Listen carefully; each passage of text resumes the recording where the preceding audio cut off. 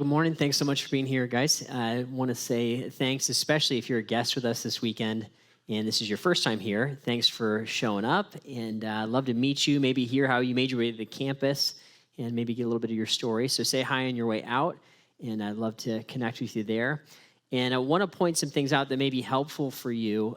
We started a series a few weeks ago called Made New. And we kind of went on a journey that we started at that time as well. I want to invite you into that if you'd like to jump in. We put together some resources. We call them our Made New resources. And here's basically what we're doing. Pretty simple idea. So we just have a verse of the day, basically. And we said what we want to do is something really specific with those verses. We kind of email them to you each week, and we're all kind of doing this together, that we would look at those verses, write them down on a note card, or maybe put them on our screensaver on our phone or computer, and that we would read those verses over and over and over again in a given day, and that we would begin to kind of meditate on those and think about that all the time in a day, and watch how that begins to affect our minds and our hearts and ultimately show up in our lives, right? And so that's what we're doing. And if you want to jump in on that, you can just sign up real quick. It's real simple. Just sign up on our website or our app and say, hey, I'd like to receive those resources, and we'll send them to you, email you those. And then there's also just a short video to kind of walk you through some tips and tools on how to kind of get the most out of that time. So love that. Love kind of taking the first handful of weeks or maybe even months of the year and trying to get some momentum and a movement in a new year. And so if you're just jumping in with us now, kind of jump into that as well. And another great step to take if you've been maybe doing this with us or you're just jumping in is to look at a life group. Our life groups are super important. They're great places to kind of meet other people at the campus and also kind of find support and give support on how to follow Jesus and how to continue that in our lives. So if you're interested in those, you can look at our website, or there's out in the lobby there on the info desk, there's a stack of little cards. So you can check those out and find your way to one of those. Feel free to try one out for a few weeks. And then if it's not a great fit, you can try a different one. No big deal. So check out our life groups and make the most of that time.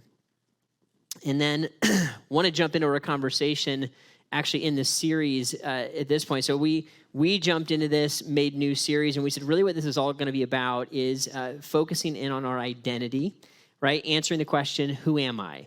And man, that is a really important, big question. Sounds like it should be really easy to answer. It's not. As you start to dive into it, start to understand that answering the question, who am I? Not just what do I do or who is my family or what am I good at, but who am I? Like at the end of the day, what actually defines me? That's a harder question to answer than we might think. And as we start to dig down into it, what we find is there's actually a ton that God has spoken about us, who he says that we actually are. And if we start to understand that more and more, we find that has an enormous impact on our direction. Kind of our first week, we said that our identity determines our direction. So if I want to know where I'm headed, what I should do next, what I should be focused on, filter through some big decisions, I want to actually take a step back. And before I get to those questions, look at maybe the earlier ones, right? Look at the identity questions. If I know who I am, I'm going to know what I need to do. I'm going to know where I need to go and what I need to be about. And so that's what we've been looking at, right, for the last handful of weeks. And if you want to catch up on those conversations, you can do that online through our YouTube channel there or through our website if you want to get caught up that way. Today, what we want to do is dive into an aspect of our identity, something that God has said about us that I think, man, if we start to get a hold of this, it has massive ramifications in our lives and has an unbelievable ability to free us in some ways that are significant. So coming into this conversation, I felt this very personally growing up, not in the church, and kind of running out of things that I tried in my life to change myself. And if this is part of your story, it's going to make sense. But I tried a bunch of stuff to change parts of who I am, to change habits, change mindsets, change ways that I would operate. And I looked at self-help tips, and I tried things, and I could change simple kind of surface stuff, right? I could be more productive, or I could make a new habit here or there. But when it came down to like the deep motivations of my life, I had a really hard time doing anything that wasn't connected to pride or lust or selfishness, if I'm honest, right? And those things, at the end of the day, that bugged me. And I'm like, how do I change? I don't know what to do. Like, I'm out of ammo. I can't attack this thing with anything else that I got. Nobody else really knows how to help me either. Like, and ultimately, that was part of the process of me being broken down and being open to learning a new way, right? To approaching life from a new vantage point and perspective. And I don't know if you're this way or not, but most of us, if we're honest people, have things about ourselves that we would rather change. And I'm not talking about surface level stuff. I'm not talking about exterior things that you want to look different, have different color eyes. I'm not even talking about like personality things, right? Where you say, oh, I wish I was more outgoing or more thoughtful, right? Those pieces of who we are is probably what we're going to have to work with. I'm talking about the deepest level stuff, the motivations that drive who we are. And if we're real honest, we look back maybe sometimes in our family histories and we can see that there's generational stuff that has passed for generations, and it's been unhealthy things that have kind of plagued our ancestors or our parents or our grandparents, and we might have even said to ourselves at some point, I'm not going to be like that. We're going to be different. I'm going to change. I'm not going to do what so-and-so did or what my uncle did or my aunt or my mom or my dad. We're going to be different. And there's a conclusion maybe drawn in you, right, to break a cycle or to be different or to see change happen. And right, and I had some of that too, but the how to change. How do I actually not have that generational spillover happen in my life? Or how do I not have my own weaknesses and right, what the Bible would call sins plague my life and then plague the people that I'm living life with, right? And have that kind of pour out over into their life. Those are really big questions. And at the end of the day, it boils down to that big question of like, how do I change? How does change actually happen? And is there any hope for me in all of that, right? And I recognize some of us show up in the room today and we're maybe a little bit out of hope. We tried a bunch of stuff and we might even be in a place where we kind of concluded, this is just how I am. I don't know if it gets any better than this. I would ask you, invite you, suggest maybe that as you approach this conversation, would you just kind of check some of that at the door and would you be open to a different possible reality, a different truth?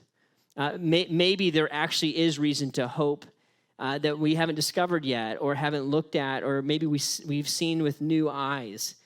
Because I believe that there's some things that God has said here that are absolutely revolutionary to the part of our lives that we just discussed. And that's what we're going to look at. This has been revolutionary in my life and continues to be, and is deeply challenging to me and also deeply life-giving. So, right, lots of preface here to a big conversation we're going to dive into. So we're going to be in the book of Romans. If you have your Bible with you, go ahead and open to Romans chapter 6.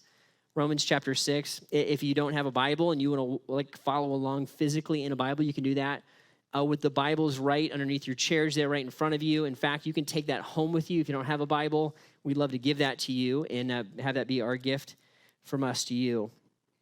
Romans 6, and we're going to put most of it on the screen here. So if you want to just watch along there, you can as well. So the Apostle Paul, leader in the early church, is writing this.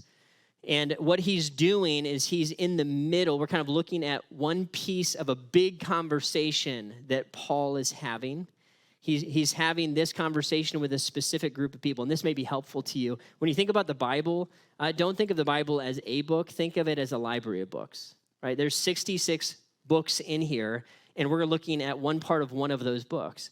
And it's really a letter that a guy named Paul wrote to a bunch of people in Rome, right, the Romans. And he's in a conversation, in a thought process with them, and we're zooming into the middle of that conversation. Of course, all inspired by God. He led all this and spoke his word through Paul. But here's what he's going to say here in Romans chapter 6. In the middle of this conversation, he says this. He says, what shall we say then? Shall we go on sinning so that grace may increase? He says, by no means. We are those who have died to sin. How can we live in it any longer? And what he's doing is he's counteracting. He's in a little bit of a debate, kind of dialogue conversation with a thought process that had showed up in this church where people thought, hey, wait a minute. That guy Jesus died and he forgave all my sins. And that the fact that he died for all my sins, that brings God glory. That makes God look good. And if I sin more, does that make God look better? Right? It's the thought process that Paul was wrestling with. And Paul's basically like, no, this is not how it works at all. And here's where we're going to start to dive into this truth that I was just pointing us to. He says, we are those, right, followers of Jesus, we are those who have died to sin. He says, how can we live in it any longer? How can I live in the thing that I died to or died from? Track with me. We're going to look at a few more verses, and then we're going to unpack it because this thing is loaded. He says, or don't you know that all of us who were baptized into Christ Jesus were baptized into his death? He says, we were therefore buried with him through baptism into death, in order that just as Christ was raised from the dead through the glory of the Father, we too may live a new life. And so he's reminding them of this set of truths, okay? Follow it with me. He says that those of you who believed in Jesus, like we talked about last week, if you were part of that convo, you were connected to Jesus when you put your faith in him. And all of these things now become true of you because you've been joined to Jesus. You've been baptized in him. He's not even talking about physical baptism in this moment. He's saying you've been baptized into Christ Jesus. You were baptized into his death. We were buried with him through baptism. And he's saying, just like Jesus was crucified, was buried, and rose from the dead, now all this stuff is true in your life now. You are dead to sin. You've been buried to your old way of life, and now you have a new life that you get to live. When we baptize people, right, that's what we're celebrating. One more verse. It says, for we know that our old self was crucified with him so that the body ruled by sin might be done away with, that we should no longer be slaves to sin, because anyone who has died has been freed from sin, right? They've been set free. So here's kind of the idea, right? He says our old self was crucified. Our relationship with sin has been altered. And here's how kind of how I think of this as I've been reading this and studying it for the last bunch of years now. When I think about our situation and how the Bible describes our situation with our own sinfulness, right? And by sin, it's the breaking of God's law. It's doing stuff I'm not proud of, right? Think 10 commandments, think, right, doing anything that's not right. In essence, what the Bible is going to do is paint this picture of basically of me in jail to my sin. I'm kind of like, I'm a slave. Isn't that art awesome? Man, I'm amazing at art. Thanks for your modest compliments here. So here, I'm in this jail, right, situation where I'm like trapped in here. And let me just say this. It doesn't mean, the fact that I'm trapped in jail to my sin doesn't mean that I'm as sinful as I could possibly be. Doesn't mean that I never practice self-control and don't do the right, I do the right thing or don't do all of the wrong things that I could do. What it means is I can't really stop doing wrong things. I can't stop it. At the end of the day, I can't change the fact that underneath, right, all of the exterior stuff, even if I try really hard to be a good person, that what's underneath there is sinfulness and selfishness and lust and pride and maybe a lack of love, right, a lack of genuine, right, others-focused love, and that I'm trapped in this reality, right? And like I mentioned, when I was beginning to be sensitive and open to the person of Jesus, what started to happen is I felt this jail. I started to see it. I'm like, man, I'm like stuck in this thing. I'm like trapped here. I'm trying to break out of it and I can't get out. Can somebody help me? Right? That thought process to say, hey, can I be different? Can I change? Can somebody get me out of this thing? Is what God assumes when we begin to approach him about being saved. When we're talking about salvation, the main idea ultimately that God is looking for here is that somebody's heart would say, I'm really, really sick of living in this. Can somebody please get me out of here? Can somebody help me to not be a slave to my own self? To not be a slave to even the generational cycles that I've inherited, that if something radical doesn't happen, I'm going to pass them on to my kids and to the people that live life with me. Who can save me from this? And the Bible assumes that that's what we're talking about, that we're using the same language when we talk about salvation. And let me just bring us a caveat here. Because somehow we got off on a little rabbit trail in the church at some point where we started to present salvation like this. We started to say, instead of this conversation, we started to say, hey, who doesn't want to go to hell? And people raised their hands and I don't really want to go to burn for eternity in a place that sounds awful. How about no? Can I do something different? And yeah, sure, I don't want to go to hell. Okay, cool. So here's how you don't go to hell. You say this prayer, and then you're not going to go to hell. You're going to go to heaven. That sounds awesome. I'm going to do that, right? And then you say a prayer, and then after that, you're like, so I'm going to heaven, right? Yep. And then we would try to convince people to go to church. Do church now and do good stuff because now, I don't know, you said the prayer, so now you're a Christian. This is a bit of a foreign mindset, folks. Is heaven real? Yep, 100%. Is hell real? Totally real. It's a real place, right? Really going to happen. And those are the extreme outcomes of the desires of our heart. Here's what I mean by that. If I look at the reality of this jail cell and I say, you know what? I love this jail cell. I love this. I love my sinfulness. I love my selfishness. I want me. Do you want to change? Do you want to be different? No, I'm good. Thanks. Well, here's what Jesus did. Jesus did something radical for you when he died on the cross and he rose from the dead, right? He was buried. He opened the door to the jail cell. And now you have the ability to leave this thing, right? You can go somewhere else and you can begin to live life with God and enter into an entirely new kind of life that's out there somewhere. Do you want that? No, I'm good. Thanks, but no thanks. I want to live in here.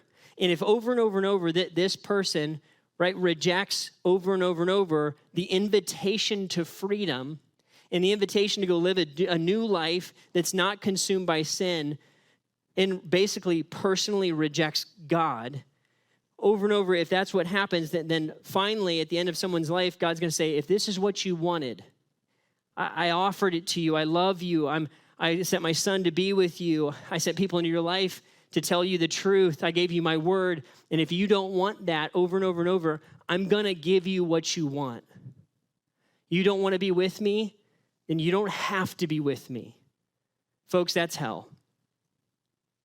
The ultimate outcome of that is hell.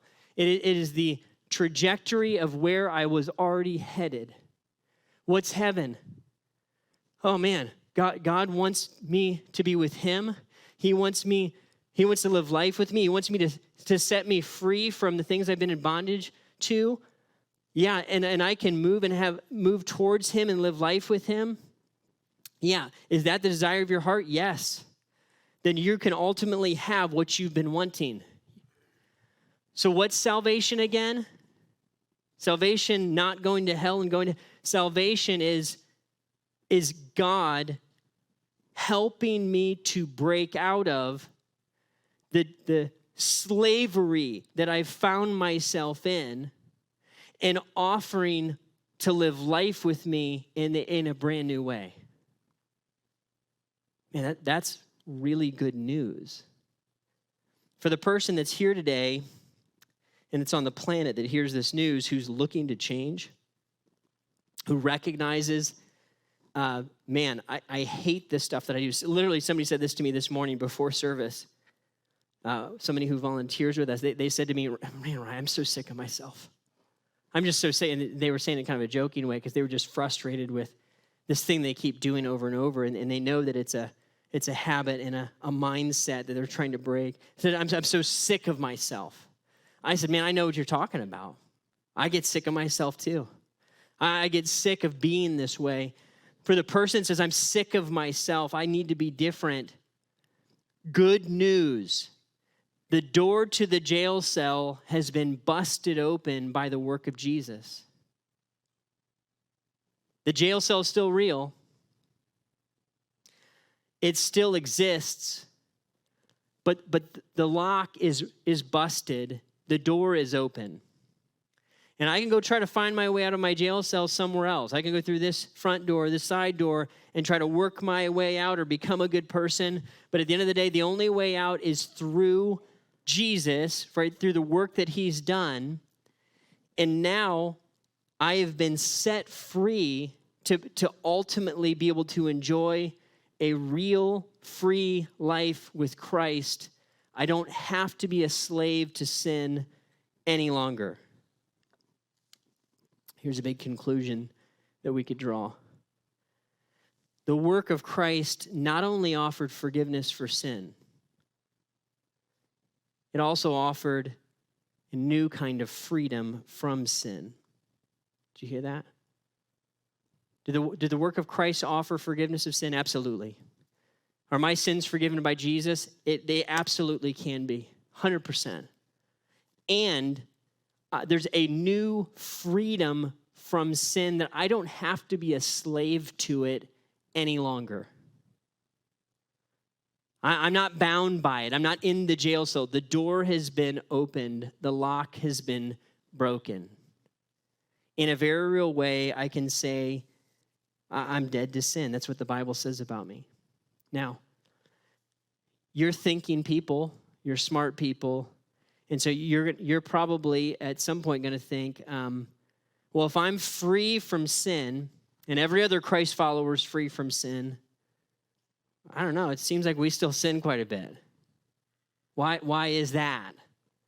Why? Maybe you're not a follower of Jesus, and you're like, well, it seems like the Christ followers that I know, they sin a lot. They might even be hypocrites sometimes. Or maybe they're even judgmental. I don't know. You might have real, genuine questions about that. But even if you're sincere, and even if for the very, very most faithful among us, we're still going to find ourselves back here in sin land, in jail, even though the door has been opened and the lock has been broken. Why? Why is that? Right? It's a super important question, I think, to ask. Because are you going to be perfect this side of heaven? I'm not going to be. I wish I was. I wish I could. I wondered really hard why I couldn't instantly live as free as I really am. Here's what Paul would say. We'll talk about it.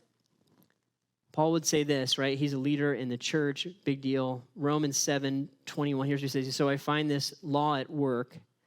Although I want to do good, evil is right there with me. I want to go out here. I want to live free. I want to live life with God. I want to become the kind of person that God has said that I am. And when I do that, the comfort and the familiarity of this sense of jail that I've been raised in, it's right there. It's calling me back. And the habits that have been built over decades they call to me, they're familiar and they're normal and they're comfortable, they feel like home.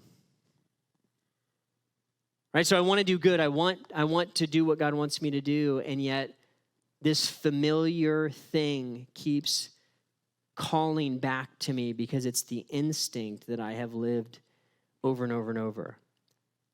Right? The power of sin has been broken, but the comfort and the familiarity is still there. It still remains. And you guys can recognize this, at least, I can. I feel it big time. The ways that we would celebrate, the ways that we would find comfort, what we would do when we're lonely, what we do when we're fatigued. The way we would answer those set of questions are often going to be ways that if I live life without Jesus, I'm going to end up going deeper down into the jail cell, into the dungeon, right? To find those answers on how I manage and cope with life. Paul says, I want to do good, man, but evil is right there with me. He goes on, he says, for I do not do the good I want to do, but the evil I do not want to do, this I keep on doing. And you might, if you're a follower of Christ, you may have experienced this. You want to see life change happen, and you're moving towards God, and then you're stumbling and falling, and you're back to this thing that you wanted to be saved and rescued from. You ever done that? Wonder, what am I doing? If you ever, right, you're not a Christ follower, you've seen people maybe make a decision for Jesus and go through this.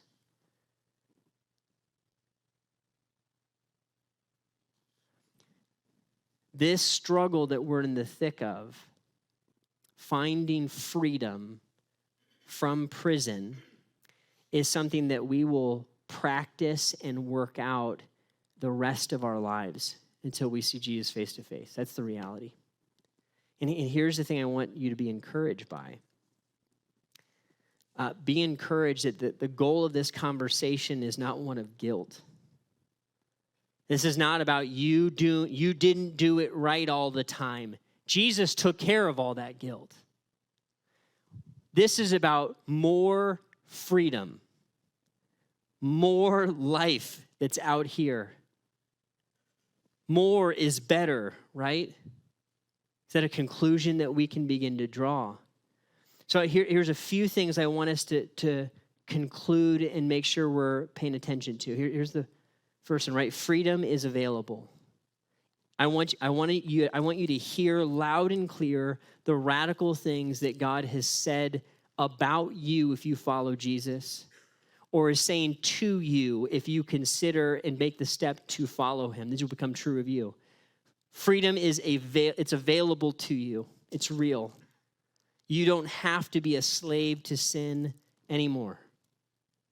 Your relationship with sin can change in a way that it has never changed before. And you have a power source available to you in that somebody opened the door that you could never unlock. That is real. It's available. The other side of that coin is that living in that freedom is a process. There's a reality to it. That the drawback here is super strong. It's super familiar. And it's going to be the instinct for you over and over and over again. And this is going to feel unfamiliar and uncomfortable and even awkward at times. I remember after I started following Christ, I went and hung out at like a church party, like an oxymoron, church party. And I was like, what does one do at a church party? And I was super curious. And, I remember I was hanging out with a bunch of young adults, just a ministry environment. It was amazing. People were hanging out just like doing normal things. And they had chips and salsa. They were playing a board game over here. And I actually saw a guy reading his Bible. And I was like, there's a guy, just a normal guy, sitting there reading the Bible. Whoa. It freaked me out. It freaked me out that people would do those kinds of things in normal environments. That was fairly uncomfortable for me. It was uncomfortable for me to imagine praying out loud or reading my Bible at a party and having a conversation, casual conversation. He wasn't showing off. He wasn't doing anything. Right? Me imagining doing that was wild. I'm imagining having a redefined purity, a redefined approach to sexual purity. That was uncomfortable. It's uncomfortable to think about using my language differently. And the draw back to those ways it was super strong, and it continues to be strong. I continue to be drawn back to be unbelievably selfish. My gut instinct is to serve some me. I mean, I love serving some me. That's my natural way, man. And I'm drawn here over and over again. And I bet any of us who have lived here for a good chunk of our lives and tried to live out here, made the call to Jesus. Jesus, give me the courage to go find a new way, to live a life of love, to not live in bitterness anymore, but to live in forgiveness, to begin to be generous, not greedy, to begin to love people who are unlovely, to begin to not just live in self-protection, but to give of myself towards other people. That tension and reality of experiencing this and learning this more and more, that's a lifelong thing that's going to feel super weird. It's an entirely new way to live. The beauty of it, though, is this. That way was closed to us, and now that way is open. That is wonderful news. That is life-changing news. Let me show you one more verse. Here in Romans 6, he says, in the same way, what do I do with this? He says, count yourselves dead to sin, but alive to God. Right? All of that is in Christ Jesus. It's not of our doing. He says, therefore, do not let sin reign in your mortal body so that you obey its evil desires. Right? He's saying, don't live here. Don't let sin live in me. He goes on, don't offer any part of yourself to sin as an instrument of wickedness. Rather, offer yourselves to God as those who have been, past tense, have been brought from death to life. And offer every part of yourself to him as an instrument of righteousness. Man, that is powerful. He's basically saying, consider this thing that you were raised in, consider yourself dead to this. This is not home anymore. Consider this not comfortable or safe or warm anymore. The thing that enslaved you was destroying you. And what ultimately we need to begin to do is see what things are we going to consider a prison and what things are we going to consider freedom.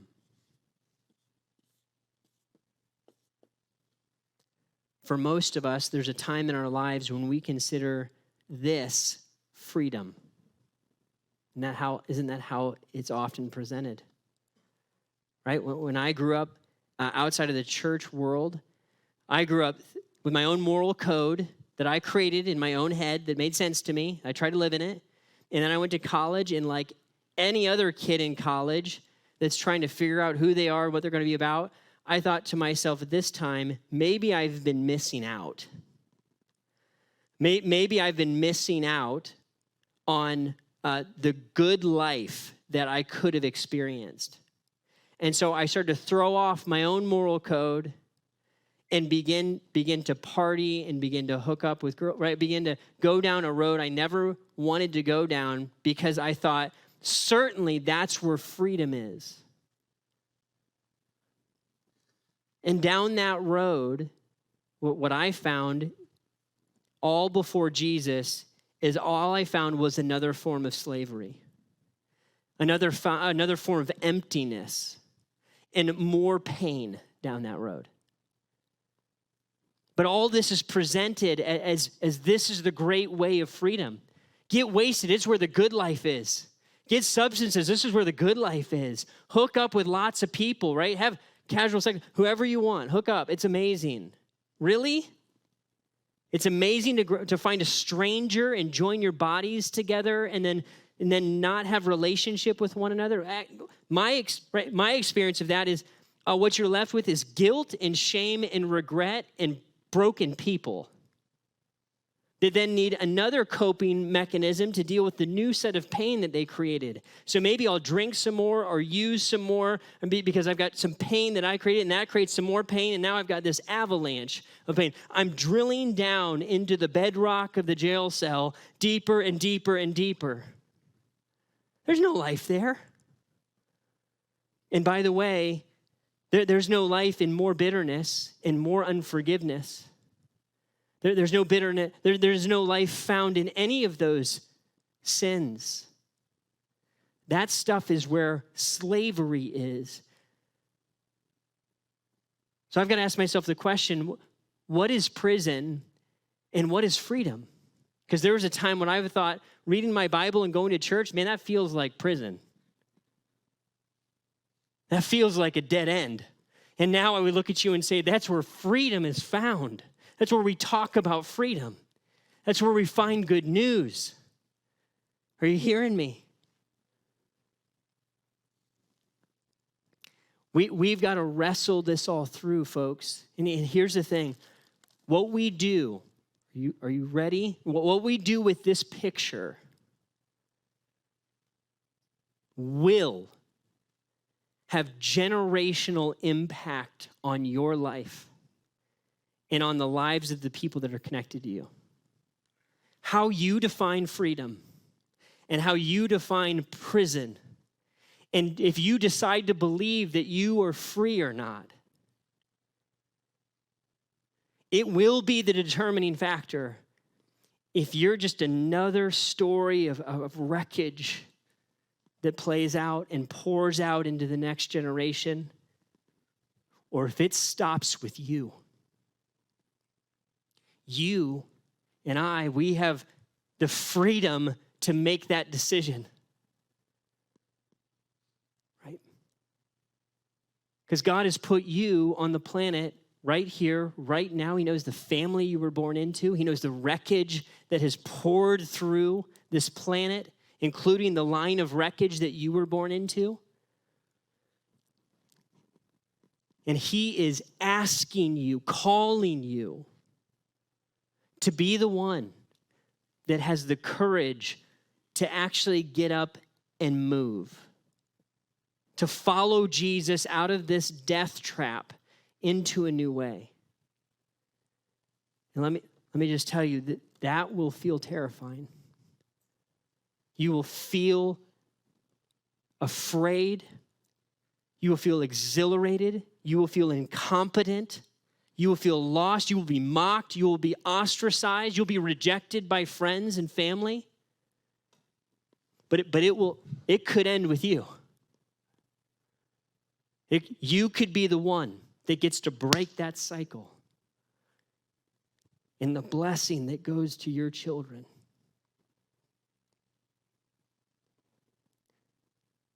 The blessing that's passed on in this world because you refused to be a slave.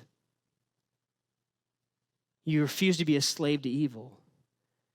And you made a conscious decision to enslave yourself to the master that brings you to freedom. Say, Jesus, I'll follow you. I'll go with you anywhere. Amen. What's out here? Who cares? I'm following you.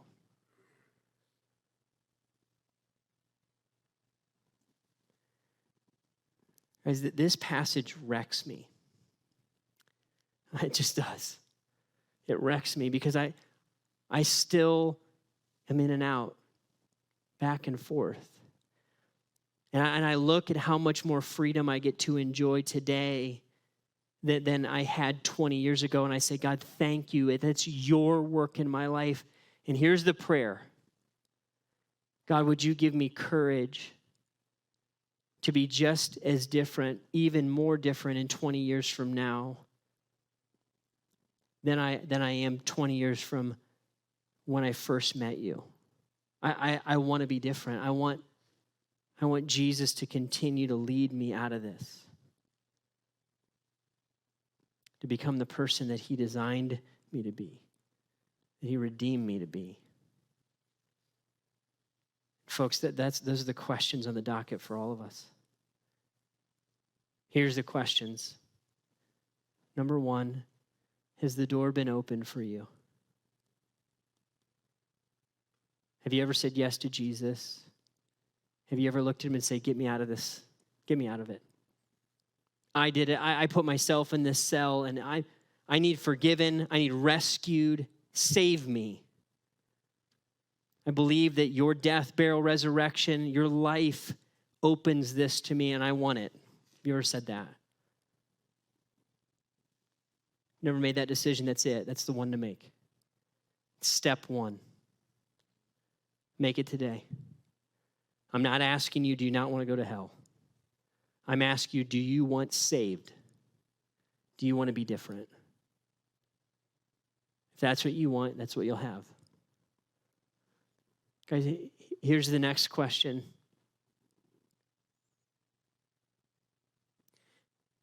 Do you know the door is open? Do you know it? Jesus said, you will know the truth, and the truth will set you free. Do you know that habit that you had 5 years ago, 10 years ago, 20 years ago, you're pretty sure now is just a part of you. It doesn't have to be anymore. The door's open. That changed, man. We've always been that way. That's just how I am. Stop it.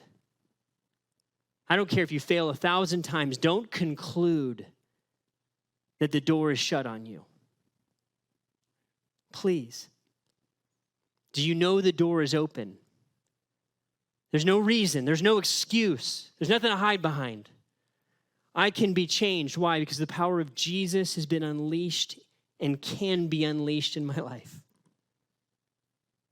You sick of envy? Sick of keeping up with the Joneses? Sick of looking around, wishing you... Jesus can break that. Sick of pride? Sick of your addiction? Sick of your lust? Sick of the secret? The door's open. Can you do it alone? No. You'll need accountability and friends and people to help you and me believe what Jesus has said and to make a run at freedom together. But it's got to start by knowing that I have it, knowing who I am.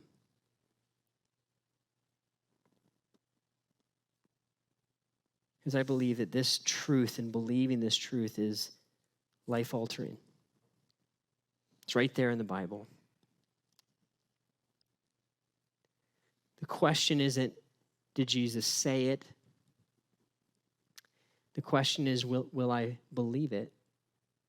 And will I follow him out into this place of the unknown that I cannot control, I can't manage, can't script it. I don't know where it leads, but I know who will be there with me. Will you go? Will you take the journey? Will you live as free men and women? It's a question I wrestle with, and I never want to stop. As the band comes up, would you wrestle with that? Believing that you're made new, that freedom is on the table today. Would you pray with me?